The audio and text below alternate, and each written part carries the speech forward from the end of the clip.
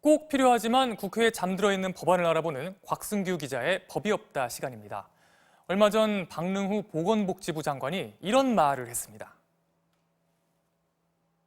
액상행 담배 전자 사용을 중단할 것을 강력히 권고합니다. 비흡연자 역시 앞으로 액상행 전자담배를 절대 사용하지 마시고 절대 사용하지 말라고 말할 만큼 액상형 전자담배가 위험하다는 건데요. 정작 정부가 판매 금지는 내리지 못하고 이렇게 권고만 했습니다. 왜 그런 걸까요? 법이 없기 때문입니다. 곽승규 기자가 취재했습니다. 미국에서만 폐질환 사망 33명. 국내에서도 첫 의심 환자가 발생했지만 어떤 유해 성분이 얼마나 들었는지조차 모르는 액상형 전자담배. 그 유해성을 확인하기 위해선 두 개의 법이 필요합니다.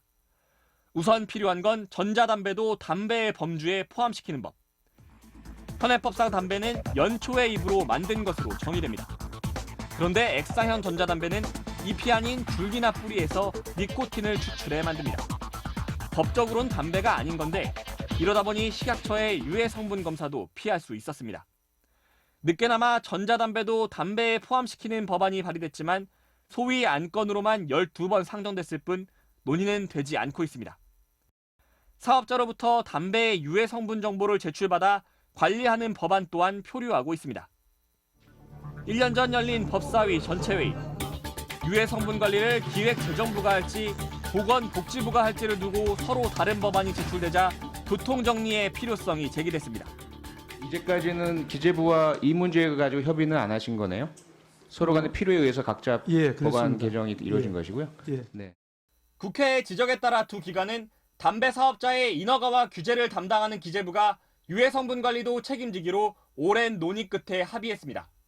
그런데 이 합의를 받아들일 수 없다며 한국당 주광덕 의원이 제동을 걸었습니다.